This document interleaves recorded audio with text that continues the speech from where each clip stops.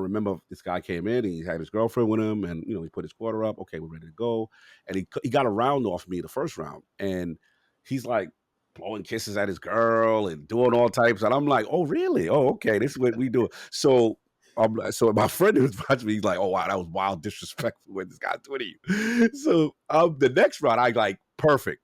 So then I'm blowing kisses to my friend. I'm like, okay, this is what we doing.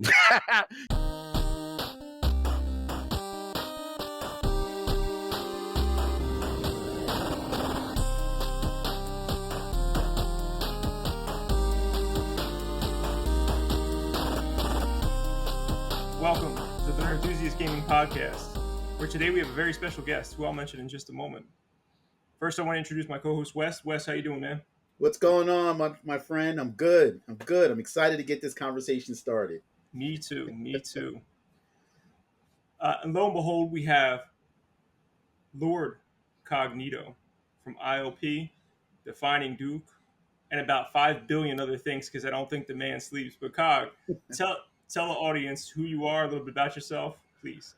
Appreciate it, man. First of all, thanks for having me. Welcome to the realm of nerd enthusiasts. I know you guys have been very patient with my wild schedule, but Lord Cognito of the Iron Lords podcast, and obviously Defining Duke, co-host with Mr. Matty Plays, and again, CEO of lordsofgaming.net. And it's been fun, man. It's been fun just being in the content creation space. And I'm also used to work in the games industry for a little bit at Meta, and mostly with VR and stuff like that as a PM and a program manager there.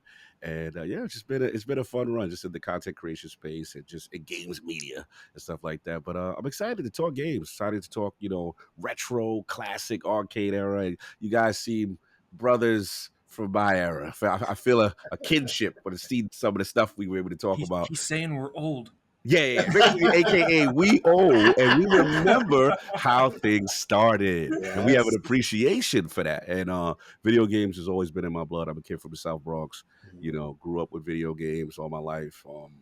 Brought an arcade unit home. And I got a lot of ties to arcades, Sega, and all type of stuff that we would talk about. Yeah, that's exactly what we're going to get into today. So today we're going to be talking about the New York area arcade scene from the 80s and 90s specifically. So we ain't talking about how it is today. We're talking about back in the day. That's what we do. Then we're going to talk about Sega and their systems, like transferring that from the arcade into, a Sega conversation. And we're going to slide into Xbox because that's eventually, come on. Original Xbox was the next Dreamcast, essentially. It was the follow-up. So we're going to talk about that for a little bit. Then we're going to wrap things up. Then we're going to talk about Shinobi versus Ninja Gaiden. We're going to have to make some hard choices today, ladies and gentlemen.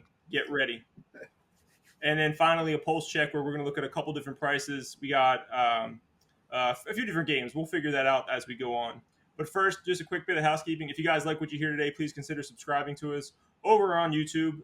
Hit the bell for notifications. If you like what you hear, please give us a 5-star review over on Apple Podcasts and Spotify. And finally, we would really appreciate it if you could support us over on Patreon, patreon.com/nerdenthusiast. You can support us for as little as $1 a month. Shout out to Peter this month. Peter, thank you so much for supporting us. Thank you, Peter. Appreciate you very much. All right, guys. And with that, we move into the New York arcade scene of the 80s and 90s. Where I would like to start with this is just so the audience knows, I'm not participating. I was not in New York at that period of time. And I'm also a little bit younger than the other two gentlemen that are joining me today. So I'm going to let them take most of this conversation away. But gentlemen, where did you dwell in the arcades of New York City? Yeah, no, look, man, I love this topic. This is my origin. These are my stories. For me, it starts local. Obviously, you have your local mom and pop, stores, whether it be a grocery store or a laundromat, and they tend to have, they would probably have one arcade machine, one or two maybe, and they would rotate that out, and you would kind of get a vibe of, okay, what is the games to play or what games that are cool. For me specifically, I remember this is kind of what started my Sega level. I remember seeing the game Hang On for the first time. And I remember the booming speakers coming out of it, the handlebar on it. And as a kid, you're just drawn to a cabinet. And I thought that was really cool. But then as we progress and, more games come out, my first, I would say, like major arcade that I would frequent regular would be near River Avenue, near Yankee Stadium, 161st Street, Yankee Stadium in the Bronx, New York. That was right across the street from Yankee Stadium. It was a huge arcade at its time in the Bronx, and that's where I noticed the competitive scene of the arcade kind of kick in, where people would come in, they would either play fighting games, whether it be the Street Fighters or whatever, and really compete. And you started to kind of build your bones locally in the competitive scene. But the arcades in general, it was just for a kid, it's just so much amazement. It's these dark rooms, the lights are vibrating, the The sounds, cigarette smoke. the cigarette smoke during the era in New York where cigarette smoke was allowed, right? So you come, kids are coming in there, coming out smelling like Mm-hmm. cigarette smoke. But just the era of going to take $1, go to a machine that transfers your dollar into 4 quarters. Getting those quarters. The idea of, hey, I got next, putting my quarter on top of the machine, Mm-hmm. and then the line forms, right? And then just seeing these heroes, people who were savant at specific video games, and you're like, wow, this person's so talented. Like, my name is Lord Cognito, based on Cognito's kind of a play on Incognito, which is stealth, and Shinobi, and that I remember Shinobi being the first game I saw, and I was just like, wow, this game is extremely hard. It looks amazing. It's the ninja craze of the 80s. And then I remember this one kid that would come in and complete the game on 1 quarter. And I thought this was the hardest game ever. And his nickname in our area was like Don. They used to call him Shinobi Don. So like, Shinobi Don's playing. That's why. And we would just circle around. Wow, look, he didn't lose a life on Keno. He beat Lobster. He got to Mass Ninja. Wow, like I couldn't even get past like mission 2 by myself. So you just amazed. So again, you had the heroes that were savants at single player arcade games. And then you had, like I said, the people who were these competitive beasts, whether it be Street Fighter, Mortal Kombat. I gave my bones in Tekken. And then as far as the arcade, scene, I would say after I expanded from, Yankee Stadium, then I remember, the downtown, the 42nd Streets, and then the Playland, these huge arcades. And you go, wow, this exists. And I may have gotten in trouble during my school days of frequenting one of these places when I wasn't supposed to frequent. And my mom may have been called by the truancy police during the time because you just wanted to go. All you cared about was video. And they must have known it because they're like, kids are going to cut class to try to go here during the day. So the truancy, they had an operation. They were probably doing sweeps. And they're like, yep, got 2 right here. And I never forget. That's the first time I really got in my trouble for video games. And my mom's like, "You." She never liked video The games. first Yeah, time he got in trouble for the video first time, games. the first time. So yeah, video games definitely shaped who I am, big time because of the arcade. So yeah, you would say that. And I would say that the reason why the arcades are so important to me, and I also want to mention Chinatown Fair. When I really got Chinatown Fair, people Mm-hmm. tell me, "Oh, you got to go to China. You're a good Downtown, Tekken player. yeah. You're a good Tekken 3 player. You got one of the best harangues. You got one of the best Brian Furies. You need to test yourself against the best there." And it was the strangest place because, like, you go in, and it was like a chicken or something. It was like a live chicken in a cage. When you walk past this thing, it was the weirdest setup. And it was like an L shape, I believe. And you walk past the chicken, and then they had a whole bunch of arcades. Mm-hmm. And again, that's what I really got good at. I wish Evo and all that stuff existed then because not to brag, I was really good. I was really good, and to the point where I don't know if you guys remember GameFAQs, the website. Mm-hmm. Yes. Yep. GameFAQs would have people who would talk about competing and stuff. They would have like message board, and this is crazy if we think about. We used to set up things and meet people, have them meet at your house or meet at an area, and then go to like we could have been killed, kidnapped, all types of stuff could have. Like this is the wild, wild west of the internet when it's kind of in a fledgling state. But that's how much the arcade scene really was bubbling. And the last thing I will say is that for me, as a gamer and as a person who loves tech, the arcade represented what was next gen. What when you went to the arcade, you're like, wow, that's Virtua Fighters. This is a 3D game. Wow, that's Mortal Kombat. That's Pit Fighter. Look at how it's digitized. Look how it looked. Like it was always ahead of the console.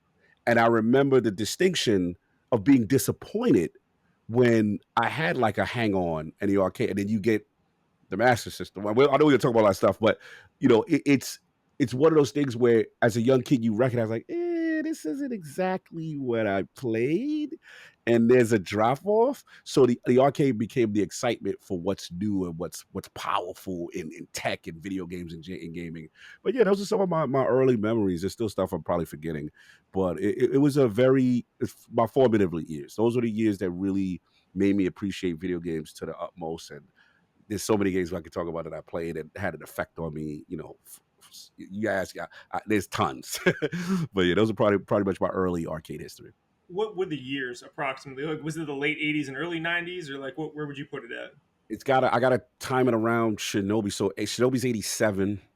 So I'm gonna say, and I feel Hang On was about that. So I'm gonna say like 86, 87 is probably my debut of really frequenting them as a kid. And my dad really taking me. My dad, I owe my dad, my mom and my dad separated, but I owe my dad my video game. If it wasn't for him, he gave me a ColecoVision as my first console. That was his.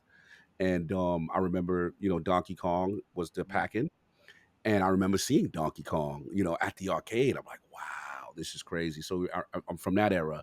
The Pac-Man, of course, the tremendous, effect of Pac-Man, and I'm also forgetting Atari, how huge Atari was, during that time. And or now I didn't have an Atari, but I remember the arcade games that they had and how effective they were. So yeah, I would say probably 86, 87 is where I see my debut probably of consistently going. And prior to that, my dad would just kind of like take me here and there, or just have me play some ColecoVision, pretty much. Nice. Hmm. Wes, what about you? Mm-mm. Man, our stories are very similar, man. Mm, I think for me, I started a little earlier, mm, like early '90s, because my mom would always go to the store, and they in the toy section there was a Space Invaders or a Pac-Man, or like you said, the local pizzeria, the mom and pop pizzerias always had you know the Donkey Kongs and the Pac-Mans, and that's where it kind of started.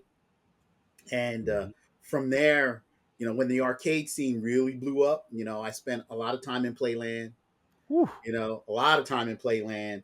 Um, in the malls, there were timeout. I remember living in New York. You had Yes, man. timeout. Wow. Yeah. Going to Chinatown.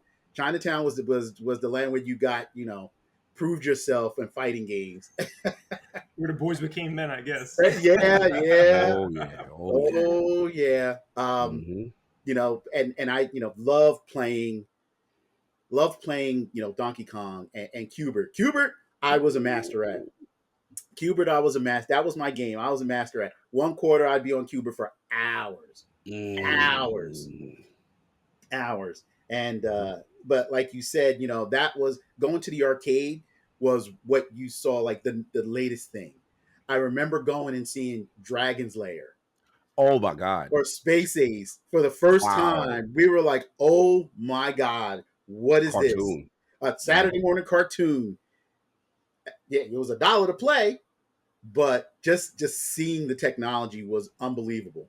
And then seeing Mortal Kombat and Oh, how it evolved for the first time, it was an experience. I mean, I'm glad we lived through it. I'm glad we Yeah. we can talk about it and live through it. Yeah. Yeah. Um, then I kind of left New York and went to Jersey, even though I still had ties to New York. My aunt lived there, so I was frequenting Queens quite regularly. But I spent a lot of time in fun and games Mm. in like North Jersey. But Nice. yeah, man, it was Yeah. the memories. Just hearing you talk brought back so many memories. So many memories. Mortal Kombat, like you said, you got your respect when you would go. Your fighting game respect was when you go in an arcade, tons of people crowded around, and you put your quarter up. There'd be 10 quarters. Yes. Everybody knew whose quarter was whose. Yes. And no one, there was never a problem. Never Yep. a problem. Then the once the person lost, the next person's quarter took it, played it. You win or lose, next person's Hmm. quarter, but there'd be a row of quarters right Yes. on the screen. And like I said, everybody knew whose quarter it was. It was, Yes. man, I missed that. Amazing. It's amazing. Not to interrupt you, but yeah, it was. I think what's missing. I think from our era, not to brag, but I think what really separated our era is the fact that we're physically next to each other, right, Mhm. competing.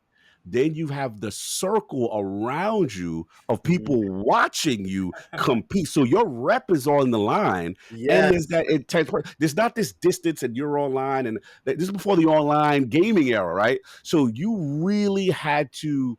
There's a competitive spirit and a competition spirit that let people know, like, hey, I am very confident in my skills. I'm Mhm. willing to put it all on the line. Mhm. Everyone's documenting, win or loss kind of thing. And it Mhm. was really cool. But also, even if you lost, there's still, for the most part, there was always still that respect, The for the respect. most part. You know what I mean? And that's what people really, really gained their name and their bones and stuff like that. Legends were born and stuff like that based on the character they pick. Hey, that person has a good Dao Zim, from Street Fighter, or that person has a good block, or whatever it was. People's reputations got formed that way. I thought that was really cool during that era. But I'm The sorry. only fighting game that Mhm. I could say that I had was that confident was Mortal Kombat. Mortal Kombat 1. Ooh, I so was unbeatable. so Unbeatable. Lines of people wanting to fight. Bring it on. Mhm. Bring it on. I Mhm. got so cocky. I would tell them to pick my character. Look, Oh, you was one of those. You was one of I those. was one of those. Oh, okay. I Listen, was I wish, yeah, that was I was good. one of those, man. I was one of those, and I miss that competitiveness. I Yes. really do. Now, granted, Mhm. Mortal Kombat was the only game. Street Fighter, and I didn't really get good until the home console. But Mortal Same. Kombat, that was my John right Yeah, there. yeah, and transformative. Remember how I remember the jump. First of all, people don't give not only Mortal Kombat. Obviously, people know it for the fatalities and Hmm. of course that, but the thing that people don't like it was a significant jump in fidelity, Hmm. and again that digitized and in sound.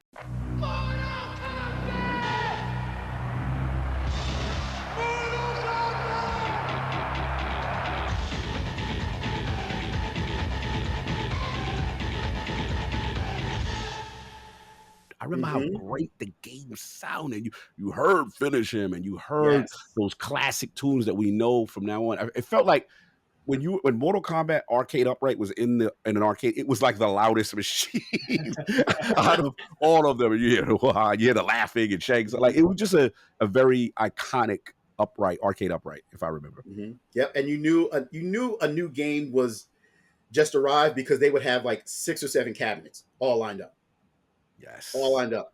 Like yes, Playland, when Playland got a new game and it was hot, they had multiple cabinets. yes. They do. They do. Yeah. Absolutely. Yeah. Yeah, man. That's our era. Absolutely. I love hearing these stories from you.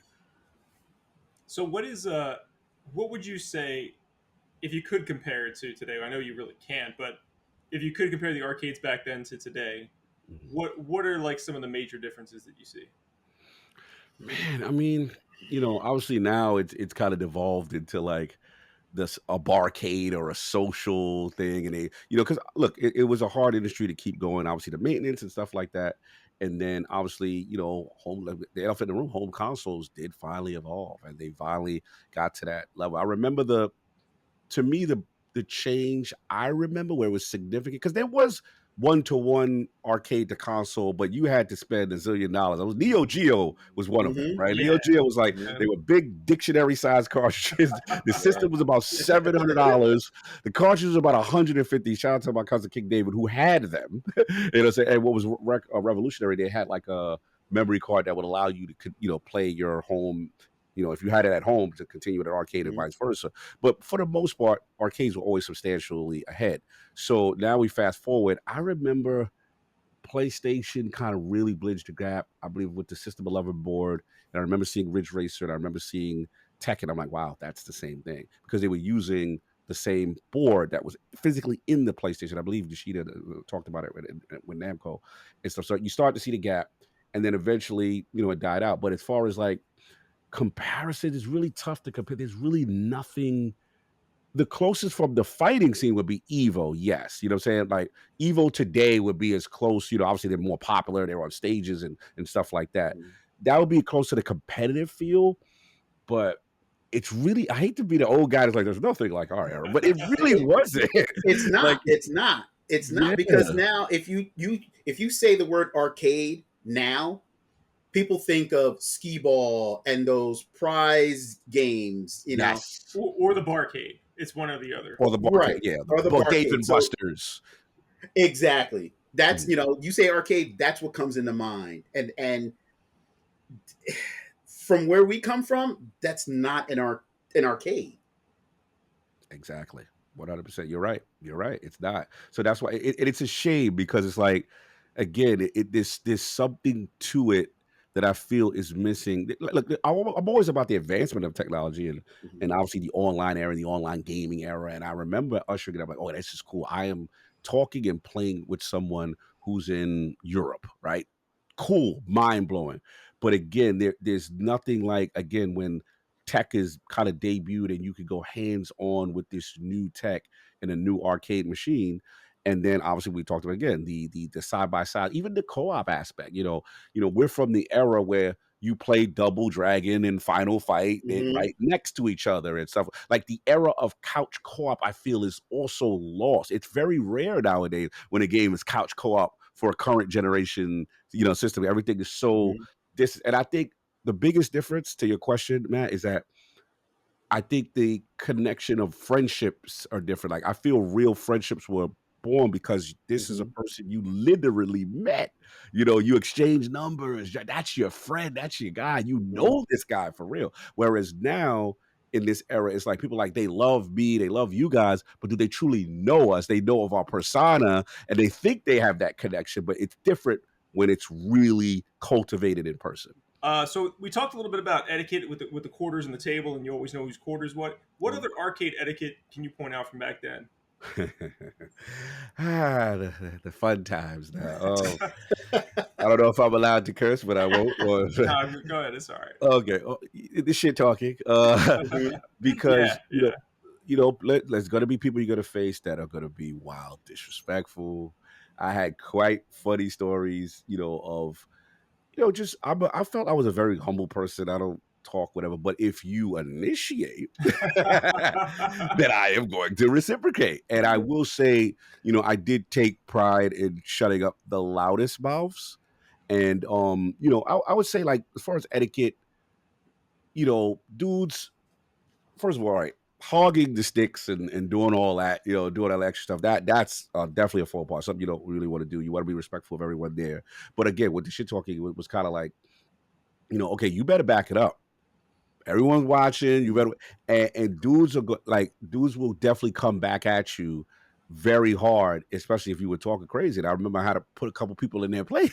It was one dude. It was like I remember it was like a competitive. I think it was a Chinatown fair, and at this time I'm really good at Tekken 3. I'm really good. And one of my main character at the time was Warang, the Taekwondo fighter, and I remember this guy came in and he had his girlfriend with him, and he put his quarter up. Okay, we're ready to go, and he got a round off me the first round, and he's like blowing kisses at his girl and doing all types, and I'm like, oh really? Oh okay, this is what we do. So my friend who was watching me, he's like, oh wow, that was wild disrespectful what this guy's doing to you. So the next round, I like perfect. So then I'm blowing kisses to my friend. I'm like, okay, this is what we doing. Because I'm going to imitate to you that nothing you're doing is going to affect me, and I'm going to embarrass you. So it was one of those things. Countless stories of stuff like that, but for the most part, you be respectful, you put your quarter up, you don't go too crazy, you don't do anything, disrespectful, and for the most part, things are going to be okay. But you have people with tempers, and some people that don't take their losses well, and accusing of cheating, and like Mhm. it's always that kind of stuff. So the competitive scene was always kind of hilarious in that respect. Anything you want to add, Wes, to etiquette in Nah, the he, arcade? he nailed it. It was the trash talking, the ability if you can back it up. If you couldn't, you just got embarrassed. That's Yeah, okay. yeah, But I think the biggest etiquette was the respect everybody had for each other. yes. Um, and just with the quarters thing was huge, and that will always stick in my mind because you had that level of respect for the other players. The only other thing that kind of my pet peeve was the ones that would hog up like the single player games. Yes. Okay, that kind of got on me. It was Yeah. like, okay, for example, you had Dragon's Lair. Mhm. You had other people waiting to play, and the person dies, but then instead of getting off, he keeps sinking more money in. and it's like, yo, we want to play too, that Yes, type thing. So absolutely. that was really the only thing that I could think of, other and then in agreement with everything Cog said. Mhm. So the arcades I visited were like smaller ones connected to like golf courses and stuff because I was younger back then. But did was there any etiquette around food or drinks, or people just have like pizza grease all over the buttons and stuff? Like, did you guys have any kind of etiquette around that, or did nobody really care? It was kind of loose. I mean, I would say at the bigger places, you couldn't play that. Like, the Hmm. playlands and the big, like the arcade owners or distributors, they would Yes. regulate. Like, you're not doing that here. The only time that would probably happen in your that is like the local pizza shop or whatever, whatever. But for the most part, we would even be cool with what I would consider the arcade operator, the guy that would come in, that worked for the company that was in conjunction with the local place that would bring in the new machines and stuff like that. And Hmm. he would scold guys like, "Hey, stop with that." You know what I'm saying? And don't be putting the, kind of thing. But for the most part, you didn't see it too much. Anything wild, in a sense, maybe you had that one offender or a kid, a very young kid. But for the most part, it was kind of like the unwritten thing. People knew what to do and what not to Hmm. do. I think, yeah. Yeah, I think I remember one time at Playland, and somebody he kind of lost his temper and took it out on the machine. Oh, that was big. Yeah, Mm, you're That right. you lost your yeah, temper and took it out on the machine, you were ejected. They threw you out like right then and there. yeah, Yeah, and they're good gonna call cost out. money to Yeah. repair. Hmm. Absolutely. Yeah, good call. Because you'd have dudes that were hot and Hmm. they kicked the machine and doing all type of foolishness and just because they couldn't control. Yeah, you're absolutely right. I forgot about you'd be Yes. removed on the spot because those machines they would not play. That's that's income for the business. Like Hmm. and then they get charged for repairs and sticks and stuff. Hmm. Yeah, they wasn't playing that for sure, for Yeah, sure. yeah. Mhm. I've seen that before. That's like when you go to the casino and people are losing like their bankroll at the casino and they're pounding on the Hmm. Yeah. machines and then Now there was a flip side though. Now that I remember, the flip side were I don't know if you remember this, Wes, where certain arcades or certain, locations would have the coin operator tweak the settings to unusually harder difficulties than the normal. Because what they would do is they realize, okay, this is the hot game. But if Hmm. we only give them one life or we make the difficulty harder, like Hmm. to try to extend to make people come back because you knew Yep. the game wasn't this hard any other place you played it or like so there were little setting tweaks that arcade owners, I mean the store owner would tell the arcade distributor to tweak it to their advantage. And Hmm. I used to remember some of that as a kid. I don't know if you remember that. I do. I do. Mhm. it's messed up, man, taking advantage of kids. Yeah, They still yeah. do Yep. that today. I mean, the claw machines, like the skill cranes, those Hmm. things, you know, Yep. it's 50-50 whether that thing's going to pull up anything or not. It all depends on how they have it set up. Yep, a lot of manipulation on the back end sometimes with certain things, but for the most part, I would say the majority, owners and were like on the up and up. But you did have a few that you were like, okay, I see. I ain't playing it over here. This is the last time I'm playing it at this spot. Were there any fighting games you guys want to talk about specifically? I know we touched them on a lot, especially with the two of you. You guys are both big fighting game fans, but is there any you want to touch on specifically from back in the day in the arcade? Yeah, I mean, I guess for me, yeah, I want to give co-op some love first because even though it's not a one-on-one fighting game, like I do remember how transformative like Double Dragon was, and Hmm. I remember seeing it. And remember, you had the bash to the elbow. People finally Hmm. learned how Yeah. to do the elbow, and they were cheesing the game when you finally learned these secret moves. But like, yeah, man, Double Dragon was huge.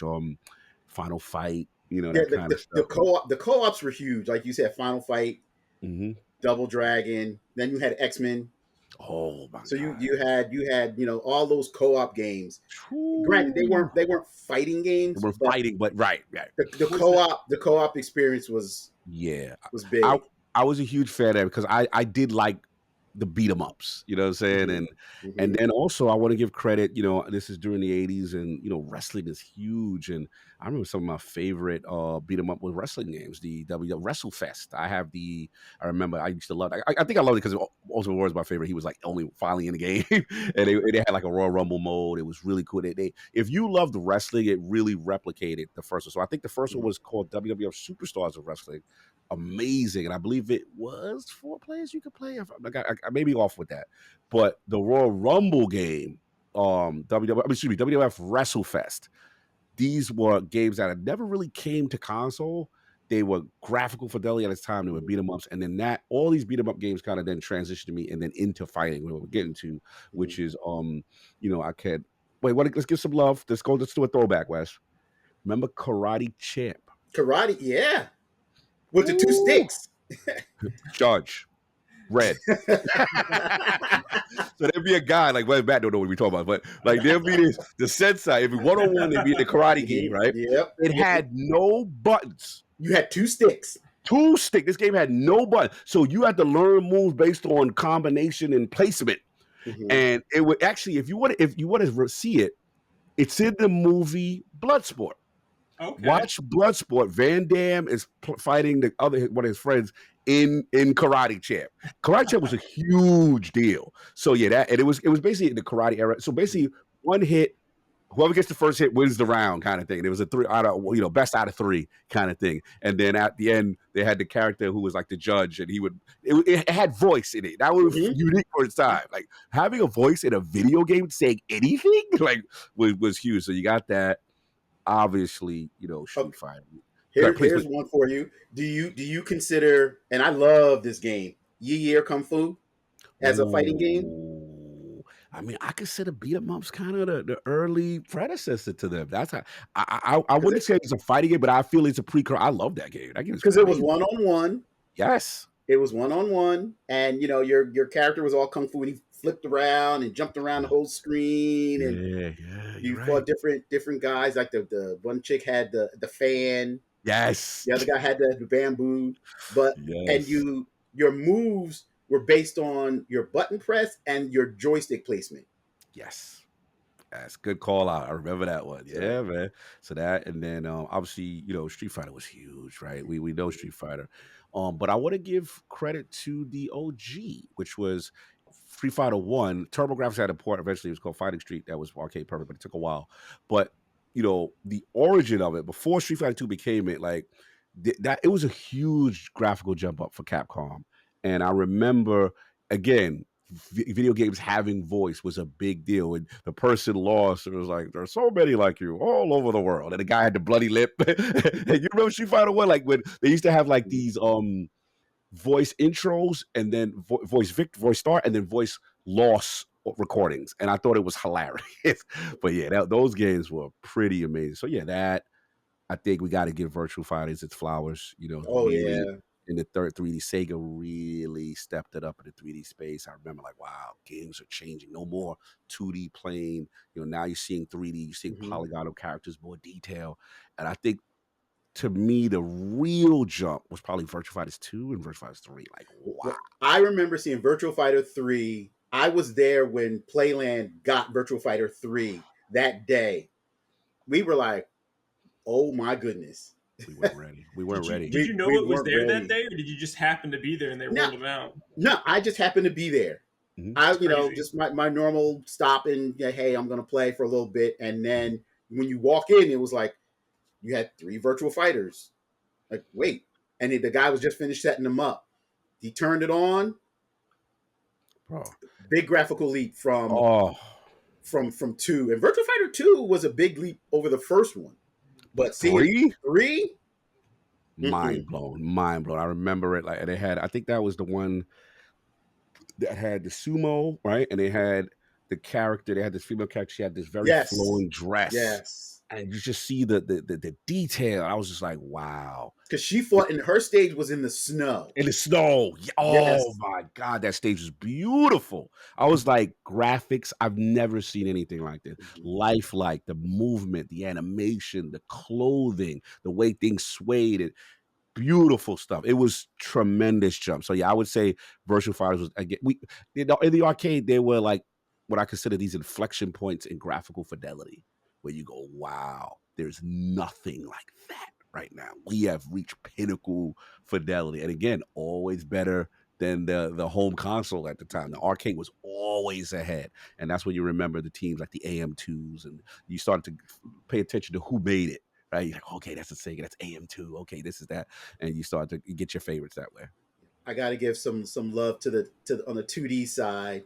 You know, King of Fighters or Fatal Ooh, Fury, they were popular. They were okay. They couldn't compete with Street Fighter. right. They couldn't compete with the Mortal Kombat. But then you had Samurai Showdown that rolled around. Ooh, big one, That big, was huge. huge. Yeah, the art style, absolutely. hmm That was Hmm. huge. And then you had Capcom coming in with Children of the Atom. Oh yeah. Oh, nice, nice one. Yeah, remember You that know, one. Oh yeah. Darkstalkers. Darkstalkers, You know, yes. The 2D scenes, yeah, it was still yeah, strong, and very that's when strong. you start to see the very vibrant art styles really start to pop off hmm the page, and you see it get way more better, way more complex with the animations and stuff like that. Yeah, Darkstalkers. Yeah, I'm glad you mentioned Fatal Fury and stuff like that. Neo Geo doesn't get its flowers as far as a lot of the fighting game. Was it King of the Fighters and hmm Fatal Fury and Samurai Show? That's all from that era, that camp, and they had a lot to say in that space. Yeah, I really love those games too. Yeah, King of Fighters, it started to get some love because the amount of characters that it pulled from. Because you figure SNK in the arcade had Fatal Fury, Mm, they had World Heroes, yes, um, they had Samurai Showdown. So mm, they had multiple fighting games, King of the Monsters. yes, So they had multiple fighting games to pull from, and then they took all their fighting games for the most part, and we got King of Fighters. yeah, It was yeah, great. absolutely. It was a great mashup. Awesome. hmm Shout out to SNK. So we talked about Virtua Fighter a minute ago. That's obviously a pinnacle for Sega. What other Sega titles in the arcade like made you a Sega fan? Like, because this is I know that this is where your fandom, both of you guys, has started. With me, it was different, which I'll talk about in a little while. Hmm.